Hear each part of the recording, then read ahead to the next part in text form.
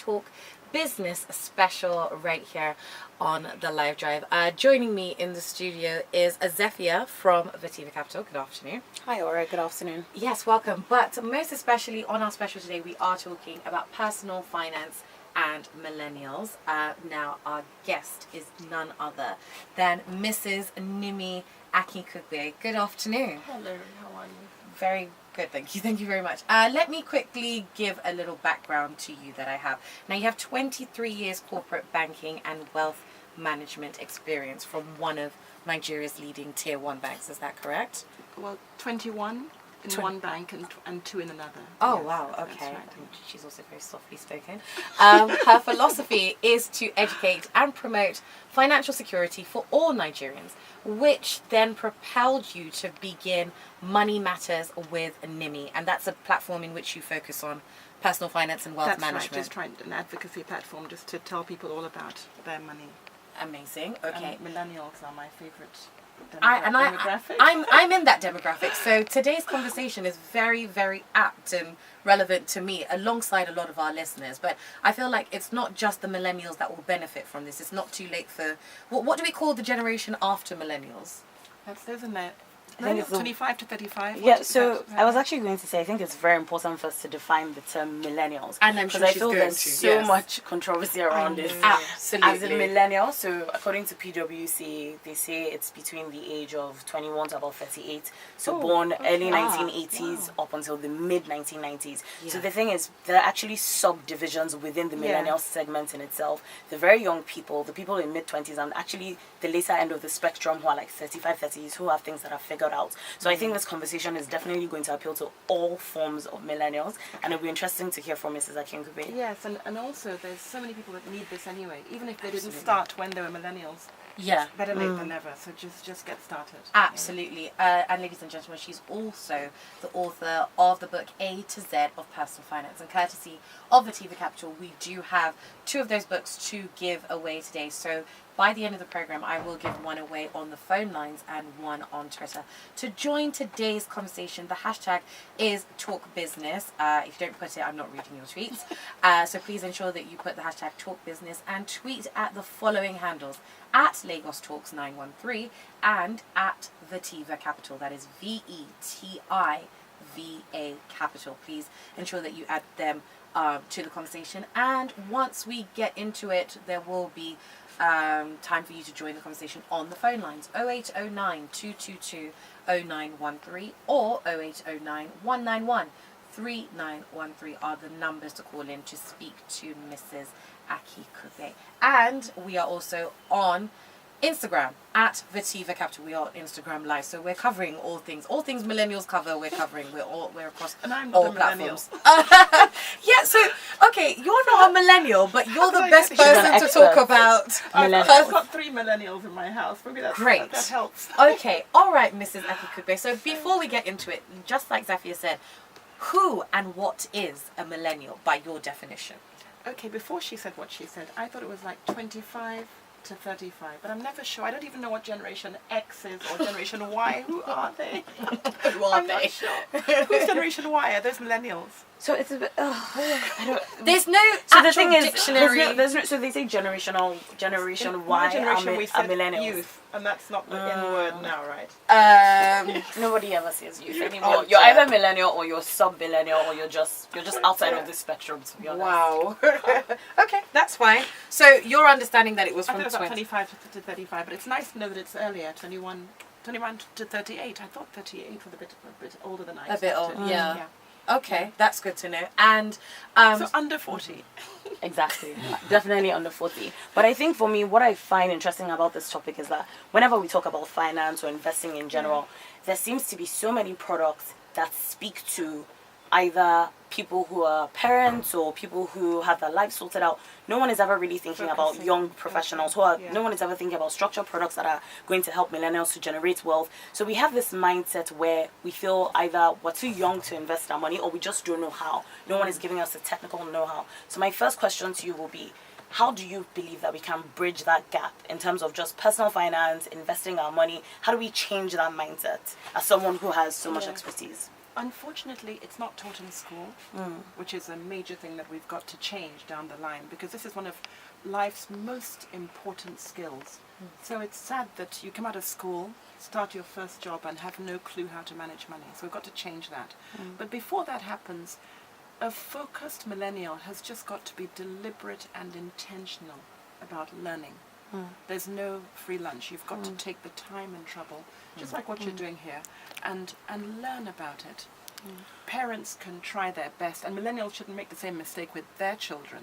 So millennials are starting families, and they should also be ensuring that they're conscious about that and making sure that their children are learning about money very, very early. So it's about starting. There are books, there's radio, there's television, there's articles, columns, there's so much. And then of course we have the Monopoly board game. We find that board games, gaming is a great way to assist millennials, because you want it to be engaging, fun, enthralling as you learn at the same time.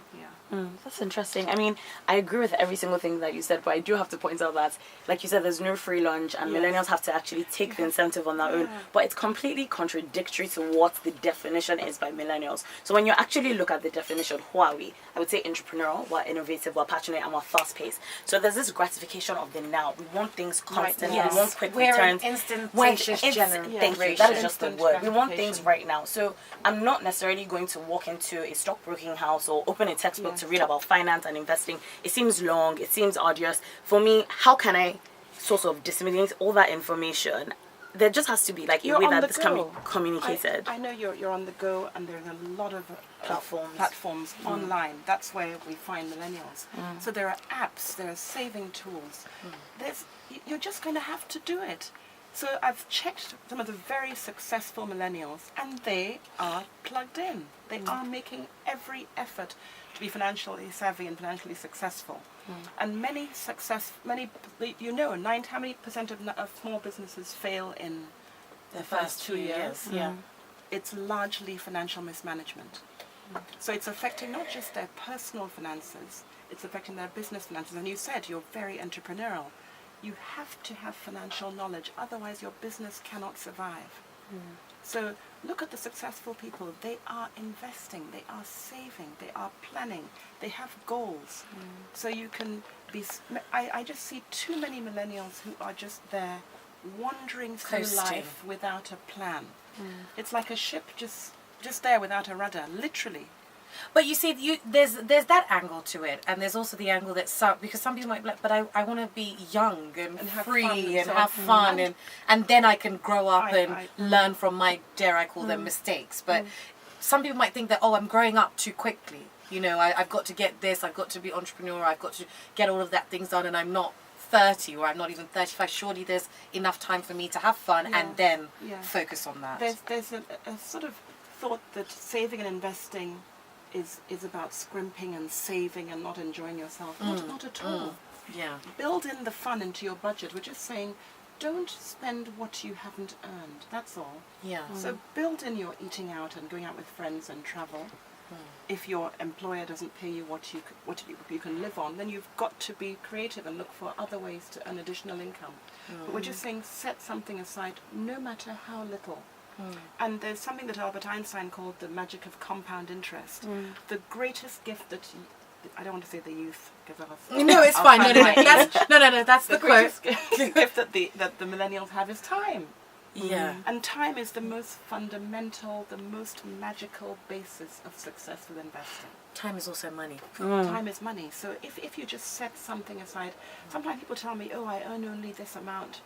How can I ever save?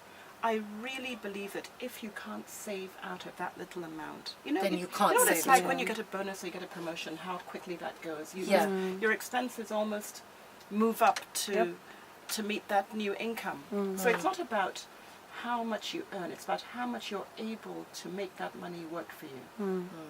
Do you find, if I can ask you, do you find that millennials here find it harder to save and be entrepreneurial, or to get to where they want to be? Do you find that they find it harder here than perhaps in other climates? I do. Because I to interject, I personally think it's harder for me to save here. It's a new culture, it's a new currency.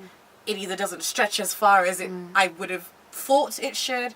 So do you think that there's different... Definitely. I admire you all because I think it is really, Yeah. really difficult. Yeah. So many of your contemporaries are already on the property ladder in their 20s. In different climates. In different climates. Yeah. Interest rates just aren't in the 20s. Mm-hmm. So and they're able to pay a down payment of 5%, or in some cases, no down payment. Mm. They have all those sorts of products that we haven't got to yet. But the bigger problem that I find that I didn't suffer is social media. I love social media, but there's this pressure. Mm. There's a staggering amount of peer pressure that makes it very difficult. No one knows that everyone's made up and looking all glossy on there. You just look hugely successful. And that makes people want to follow what others are doing, because you can see your friends and your peers, colleagues, your peers doing amazing things and posing beside a wonderful looking car and carrying great bags, and that makes people tend to spend much more than they can afford to, or live a lifestyle that they can't really afford. So, but I find that if you have a goal that you're working towards, I'm going to buy a plot of land by the middle of 2019, say, that helps you not get so derailed by what everyone else is doing. But I do believe that we are actually in the most materialistic and ostentatious society. Is it growing in that way, or are we sort of curbing it? Or no, I don't think it's I don't growing. think I think it's definitely That's growing. I worrisome. think. Do you know anywhere else like that? I mean, don't know. I mean, it's completely different in different countries, but I would say, like, as a Nigerian living in Lagos, definitely there's this lifestyle or false perception that every single person is successful. Yeah. And like you said, it puts on a lot of pressure to so many young people from either living within that means, budgeting and planning for the future.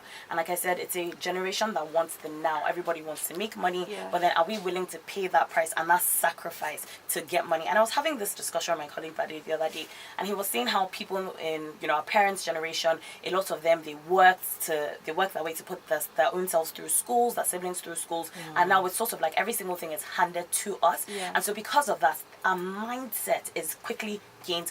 What can I get now? What can I take? Everyone wants to be successful, but we're not planning, like you said. It takes time. It takes discipline, most importantly. So for instance, I will use my own personal case. I decided, okay, I'm going to cut out on eating out. So I love restaurants. I'm such a foodie. I will go anywhere. But did you have to cut out completely, or just not every day? Not every day and every weekend. It wasn't a necessity. And that's a huge amount of huge amount. So I had to look inward to say, but is this a must? Is this a necessity? Am I going to die, so to speak, if I don't go to this particular restaurant? And I can actually see a significant difference in how I've been managing my money. And there's this fulfillment that comes with it. A lot of people don't realize. I mean, I feel like these are practical steps. Like you also mentioned, there are tools where people can actually track how much money that they're spending on certain things. It's all about doing the due diligence, really. You download the tool. It tells you this is how much you spent on food. This is how much you've spent on fuel services. And it's quite staggering when you see what popped out that you shouldn't have spent. It's shocking. Because you're just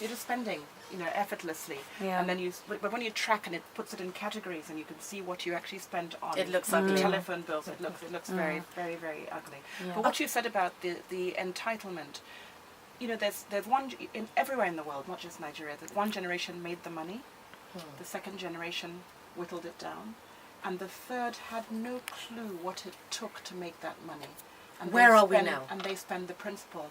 We've got to be careful. A lot of people are in that third generation where the wealth will not last if they don't start to learn how to manage money. And that's what you're here to sort of start the conversation on how millennials fundamentally, not that if you've missed that boat, you can still come back from it, but how millennials can make sure that they don't get into that third. Yes. Where funds just don't mean anything. And when you work for money, it has a huge impact on how you treat that money. So people have got to be very careful. And I tell millennials, especially millennials who have wealthy families, that be very careful that your parents don't do you a disservice, because they may make it impossible for you to build anything of your own. Oh yeah, absolutely. Because they've laid out the foundations. You don't have to worry. You know what I mean? So sometimes it comes with a disadvantage. So you find in many places, those who did not have the silver spoon end up being the most successful, whereas those that had the huge advantage end up falling by the wayside. It happens everywhere. Terrible. That's yes, terrible. It just because of not being hungry enough if parents aren't deliberate, no matter how much money they have, being deliberate about making sure their children can be independent. Yeah. So it's so important. And I get what you're saying, but on that basis of, you know, the generation before you, because I find that a lot of, you know, our parents or the ones before us always say, I don't want my children to suffer what I suffered, so therefore I'm going to make sure that the pastures are greener for them. So surely the children don't know, you know, even though they're now millennials, don't know any better and just think, well, if daddy says I can have a car, then this is the car I want. Or they don't, I don't want to say they don't know the benefit of the naira, the dollar, the pound, but it's there. It's easy. It's come. there. So why should why you work hard? Why should you struggle? Yes, but you have some very successful people who have raised very successful children. Absolutely. And you'll find that they did not. They were very careful about the largesse, the excess. They were comfortable. They had a nice home and so on, but they didn't just give them everything they wanted whenever they wanted it. Absolutely. So it takes parents being particularly careful. Okay. And Yeah, no, I completely agree. And I think it's almost like a bitter pill to swallow, so to speak, because it's not something you really want to hear as a young person, but it's true. But I think we also shouldn't discredit that there are some young people, millennials, like the older spectrum, who are very interested in wanting to know how to do these things. Yes. They want to budget properly. They want to plan for their future. They constantly think about it, but it's just that technical know-how. Yeah. Like you said, there are apps and you can go online. But I think my key question now is, how can financial institutions form a communication strategy that is going to speak to millennials? Because when you look at banks or you go on a website, you see a product and then it's so technical, you can't even understand what it is the product is trying to sell to you. You don't feel that you fit into that bracket because you need to be an HNI. So how can you say that financial institutions can be better at communicating and selling that product to young people? I think it's getting a lot better now. They're making sort of experiences. They're having experiences. They're inviting young people to events, and once you're online, you have a better chance. Of course, when they go through the newspapers, I don't know if millennials read the newspapers. We read the papers. We are very abreast of what is going on in the world. Wow. Everything is online. So Okay, it's a matter of, I'm not a very tech person, so I don't know the sort of the way it would work. But whatever product you have has got to be saving on your phone, so you can track your expenses on your phone. That is so important. And also, millennials looking for discounts a lot. So have community things, have clubs, investment clubs, those sorts of things where you can pool resources together and join a group, and then that helps you be members, have membership of certain other experiences and so on. Okay. But I think it's so important that a lot of it has to be online, because no one's interested. Who writes the check? No one's interested in all those. Okay. Those sorts So obviously it is the conversation about personal finance and millennials. I'm sure you have some key steps or key things that you want to highlight or talk about on the program in which you deal with millennials, and I don't know, top common things to avoid, or this is how, if there's any steps that you have or words of advice that you want to share with us. A major thing is to get started. Don't waste time, and don't sort of think, retirement is how many years away. The beauty of what you've got is that you have them now, and it's time to start to invest. So people should start to have a budget. How much do you make? Do you know how much comes into your kitty every month? How much do you have? How much goes out? I love what you said, that you found that you were spending a huge amount on eating out. And I spoke to some for He the wants to pay. You reckon? I think so too. I think it's just a What's mindset this about? thing. I was born in the wrong time. I hear guys are giving their girlfriends pocket money. Is that What? I don't know anything about that. this. I shall not speak Girlfriends on or this. husbands? Girlfriends Is this giving married couples or people that are still dating? dating? They have an allowance for the girlfriend, so I certainly missed that boat. I'm I missed missing the that bus as well. I boat. think I'm missing as currently well. missing. I would say none of my friends do that, but I have think heard it's about these terrible. things. So many young men are delaying marriage because they feel they cannot afford to get married, and the young girls need to have a ready-made guy. I mean, whatever happened to falling in love, and growing Nobody wants to together. grow with their That's all respective gone, right? partner. It seems, let me say that again, it seems nobody wants to grow with their respective The cash partner. had just got to be there from day one. Allegedly You guys, so. but not everyone thinks like this. I actually completely disagree. You find a lot of young people who are very driven, very passionate, And and, ready to start and, out and- and actually ready to like work for things. But I do agree largely with what you're saying. You have situations where this happens, but I feel maybe it's just the people I surround myself with. We are all focused, completely driven, And that's trying something to else make I our want to money. talk about. Please do. The company you keep. You see, that just creates your future. If I read somewhere, if 9 of your friends are broke, you'll You'll be be broke. 10th. You'll be What? the 10th. Why? Why No, can you just- not be the like- exception? Is it a thing of like you're adopting that habit on You that just pattern? adopt you're just the average of the people that you spend the most time with. So a lot of people are spending time with people that are cool, and it's just that's the in crowd or whatever. Whereas if you found the right company that are driven, focused, have ambitions, they know where they want to be at 25, know where they want to be at 30, it is amazing what they achieve. They're getting mentors early and focusing on what they want to achieve with their lives. Whereas people are just wandering, as you said, just coasting along. And that's that they don't come to much. Let's touch on the enabling environment here on ground. No, we have to, because I'm worried. I'm wondering if anybody's listening saying, "Oh, well and good, but I am a millennial or not a millennial, and I'm trying my hardest, but nothing. I can't break even, or I can't catch a break. I'm saving.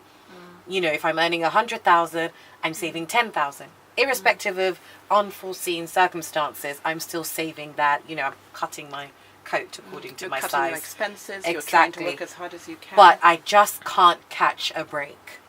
What do you say to I people wonder like what that? they're doing with the money. If it's just in a savings account or in a current account, it's going to go nowhere. There are mutual funds, and they come in from portions of a 5,000 naira. Vetiver, do you have from 5,000 Yes, naira yes, mutual yes, we do. funds? Yes. So imagine if a millennial just decided just 10%. By the time you've tracked your expenses for a month and found out exactly where your money is going, and you decide to cut back, put that 10% away Okay. in a mutual fund. You have time, so you can afford to start investing in stock. You may not know much about the stock market, but you've got professionals who are managing the funds for you, and they are selecting the stock. It really works. I mean, I just need people to believe that it really does work. And I suppose you sort of, dare I ask, do you sort of coach millennials on a one-to-one? Do you mentor them? They From can time come to time, to- I'd have. In fact, we must do an event for millennials. Yes, Come into a sure. classroom. and do that, absolutely. Yes, they come into a room and we just talk about this. And I track some of them, and I've seen the difference a year later. I love that. I Great. love hearing those testimonies that, okay, after that event, we invested in the mutual fund. And these are the I mean, results. it's true that the Nigerian Stock Exchange was one of the best performing in 2017. Yes. It's a fact. Okay. So if you had a bank account and you put your money in a savings product and you got 12%, meanwhile it did what, 40 to 50% last year? 47%. 47% last year. That's just an example return. to show that Yeah. those are real returns. Yeah. Okay. Now, if you're not earning enough, you have no choice. You've got the energy and the drive. You've got to look at your talents and skills. I really believe that every one of us has some extraordinary skill that you do for free. Yeah. Maybe you're baking or you're sewing or you're a public speaker, but are you monetizing it? I had a wonderful event in Abuja last week, and I went around the room to say, what do you do for a living, and what is your God-given talent, and are you monetizing it? Every single Because of the person difference. had a side. They were totally different things. Yeah. And I said, don't go and get fired. I mean, don't cheat on your boss's That's time or conflict right. of interest. But Yeah. you know, you can earn manage, additional yeah. income Yeah. at weekends or evenings, or you know. Yeah, I think that's completely amazing. I love that you've touched on this, and I feel your view is so holistic in the sense that, one, being able to trust the system, Yeah. so being able to say that I can go to stockbroking and I can speak to a financial advisor that this is my budget, this is how much I'm earning, and these are my investment goals. So I think the key thing first is to look within. what is it that you are trying to achieve? Like, do you want to start a business? Do you want to buy a house? And then speak to someone about it who can plan a financial package around that. So whether they say this is your investment appetite, you can go into equities or you can go into fixed income. Like Vetiva Capital, you can come to us and speak to us. And also just looking and within. talk to somebody with a small budget. Most definitely. Definitely. Great. I think it's very important we accommodate everyone. And because mutual funds start from that level, people can get onto that and just get started. Okay. What a product I think would be great was investment clubs. I think that would be a nice thing if people could have some investment portfolios that people can pool their resources and invest in a group. It could be a fund, you know, where they can achieve much more with numbers and start to buy properties. Say, you know, that would be I think that's a great. great. Actually, we'll discuss. All right. Yes, we will discuss after the break. It is 43 minutes gone past the hour of 4. When we get back, it is your time and chance to talk to Mrs. Akinkugbe right here in the studio. Don't go anywhere. We'll be right back. Welcome back to Talk Business right here on the Live Drive. Yes, our very special guest, Mrs. Nimi Akinkugbe, is in the studio talking personal finance and millennials. But like I said earlier, it cuts across everyone. It's not too early and it's not too late. The phone lines are open, 0809 222 0913 and 0809 191 3913. Let's go to the phone lines. Lagos Talks. Good evening, this is Lisa. Hello, Lisa. Good evening, Ore. Hi. Good evening, Vetiva. Hi, Lisa. I have been waiting to hear Madam on this platform. Oh, Madam, thank you. Hello. let me say one thing. When you talk about mutual funds, you say it so simply that I get to understand it. But when I go to these places where they are available, it seems that these people do not know how to explain things properly or at least in detail for people to understand. It makes me very wary. Sometimes they can't even give you exact figures. Maybe because of the fluctuation of the dollar or one thing or the other, or maybe they are not exactly versed in the calculations of this stuff. I know maybe Vetiva is not in that class. Thank you very much. But that's the reality that we find ourselves in. And well, I would say that the millennials may not be as patient as some of the rest Patience of is kind of a thing, yeah. You see, so, and that's why, aside from, say, go to our website, it's important that you have pamphlets that can explain these things in detail. In my father's days, he said he wanted to buy a shoe, and he had to save some money over a period of time. He looked at the catalog, ordered the shoe, and he got it. Why was he able to get it? That brings me to my second problem. It is because of the fluctuation of the currency. Today, everything is so funny that today it's this amount, next time it's another amount. So by the time you reach your target and you go to, oh, I'm ready to buy this, it goes up. Okay. That's very, very disturbing. I feel your pain. Yeah, I'll tell you a funny story about my brother. Very quickly, Lisa. He said one day he wanted to have a treat, give himself a treat, go, buy go to a fancy restaurant and buy some stuff. And he saved for an extended period. Hello, Lisa? Okay, I'm not, we've lost. But I'll just answer that quickly. I hope Vetiva will talk about the mutual funds. I don't think, maybe he didn't realize that there are several different types of mutual funds. You know, there's stock funds, there are balanced funds which have a mix of money market and stock. He has to understand his goals. The advisor will ask you what you're trying to achieve. When they understand what you're doing, they will then prescribe the appropriate fund for you. I find mutual funds very, very useful, especially when you automate your finances. So whether I'm investing or not, all year round, I have an automatic direct debit into a mutual fund. I just think it's one of the best and simplest ways of saving and investing.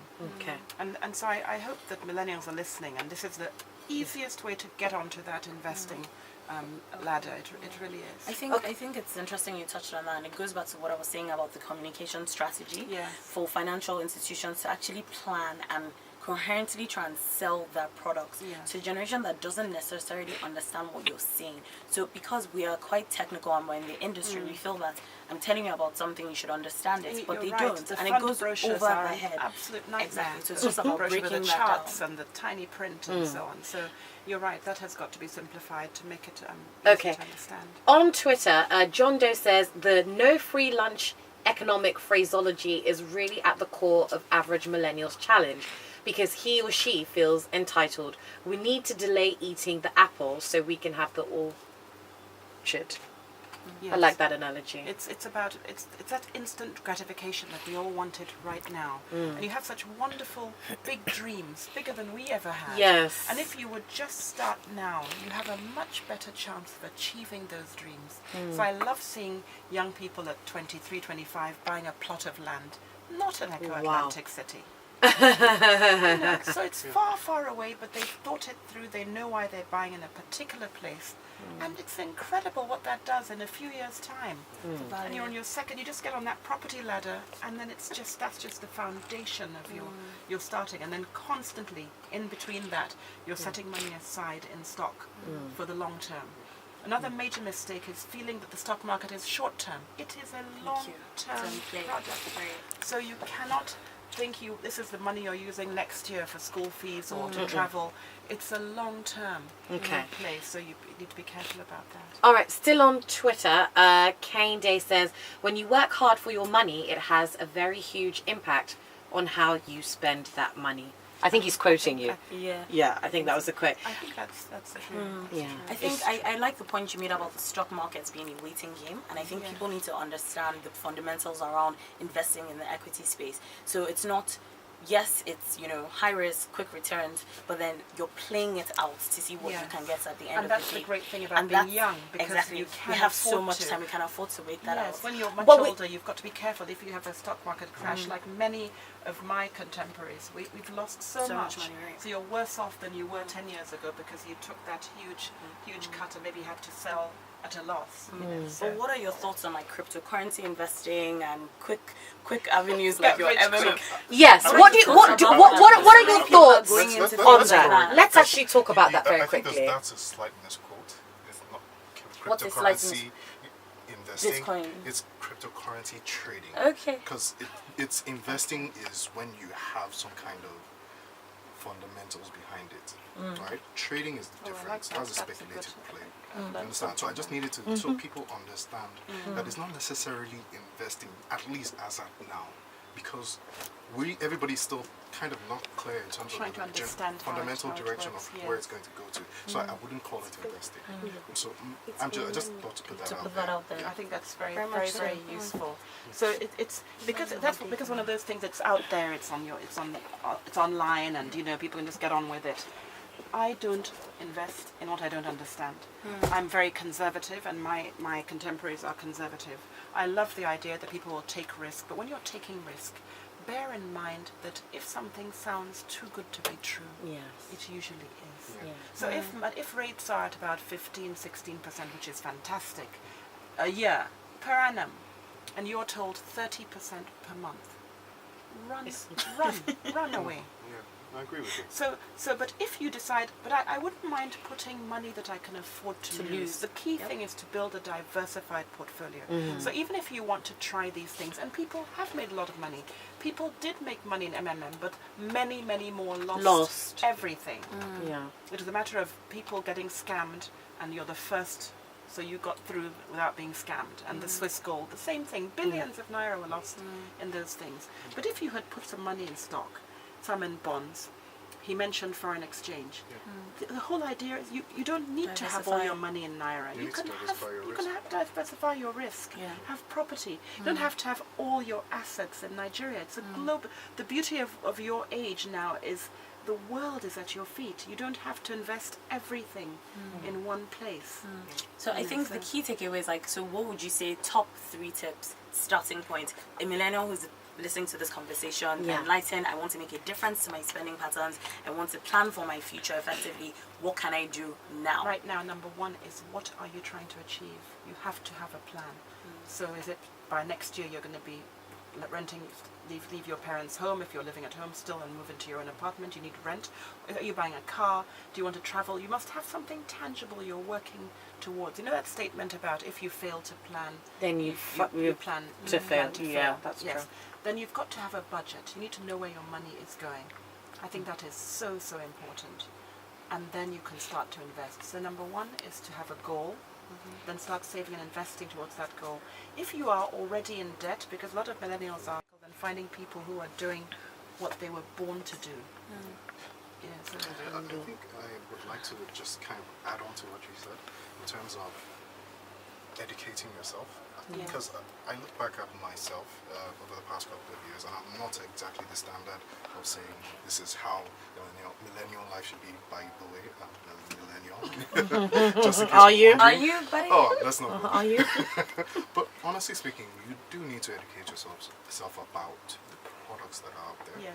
And honestly speaking, if you want returns, if you want above average returns, there's something we say in market, you have to work for it by looking for the alpha.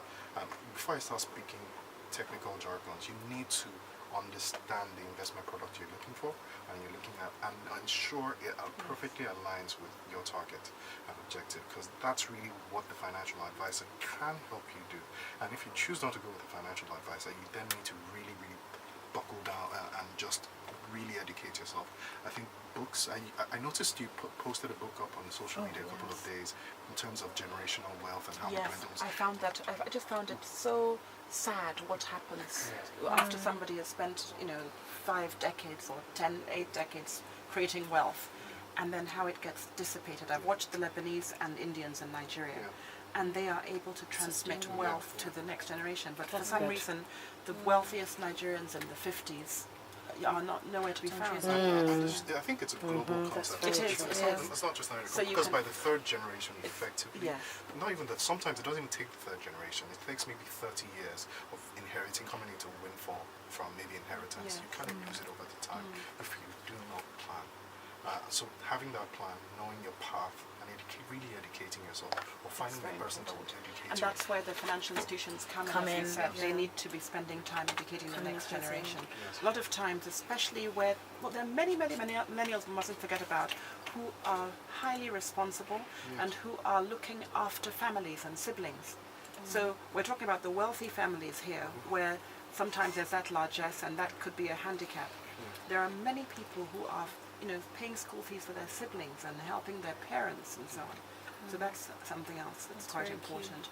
Another thing that I just want to bring in, there's a lot of university students now, millennials, who are feeling that they have to sell their bodies to make ends meet. It is tragic, it is true, it is happening right here in all our campuses. And that's maybe these sorts of programs, when you tell them about it, you can actually save, you can actually invest, you can use your skills and talent and earn additional income. It boils down to patience yet again. I hate to. Patient, People are, it's the instant, we are the instant generation. Yes, And it's a major issue. It's for hard to run millennials away having from. these happening. Absolutely. All right. Just quick fire things now, because I think it's important that I read everybody's tweet. I'm hoping you guys can answer, if you can answer as quickly as possible. Chichery says, if one wants to get into investing, what should one look for? Is it advisable to invest in treasury bills? Treasury bills is a money market product, so it's a short term. It's for the short term. It runs up to 1 year. 1 year. So you see, when you're a young person and you have so much time, your savings can be in treasury bills. Okay, everyone needs an emergency fund. You need 6 to 12 months of savings set aside that you can call on if you have a problem. Things happen. Right. But that isn't where you're going to gain your wealth, because the treasury bills are just keeping a pace with inflation. You're not going to get rich on treasury bills. So it's for savings. Investing is different. I think it's also about knowing the type of investor that you are. So look inwards, analyze your risk appetite. Are you a risky person? Do you want to go into equities? Or are you someone who has no interest into the stock market? You're not knowledgeable in it. You simply just want to put money away for, like you said, an emergency fund. Yeah. So knowing what it is that you can take. And Mrs. Akinkugbe said, and we've talked about this many times, what are you willing to lose? You want to put money that you're sort of willing to lose, so to speak, in the equity space. Okay, let me finish on the tweets. Right, John Doe says the tracking tool will surely come in handy. Financial literacy is very important for millennials because if you can't measure money, you definitely can't multiply or manage it. Hopefully many more like me are listening. Kane Day says millennials should join investment clubs where they pool resources together. A major thing is to get started. Joseph Echike says Mrs. Akinkugbe is right. You take them out, you pay. They take you out, you still pay. We're moving on from that segment. John Doe says, if you can't grow with me, then you can't go with me. The process of creating... I like that as well. The process of creating wealth to me is more important than the wealth itself. If our financial habits aren't compatible, my dear, what God has put together, let no love join together. Please, millennials as well. Yeah. It's not about the wedding. It's about the marriage. There's a lot of focus on weddings. I feel like we might have to bring you back in again, to be very honest, because there's so much people want to talk about, and time is just...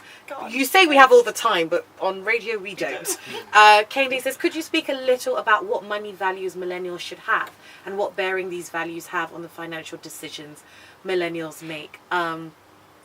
Just hold that thought, Kane Day. Chioma says, if I am able to save about 80,000 naira every month, what would you advise me to invest in instead of leaving the money sitting in the bank?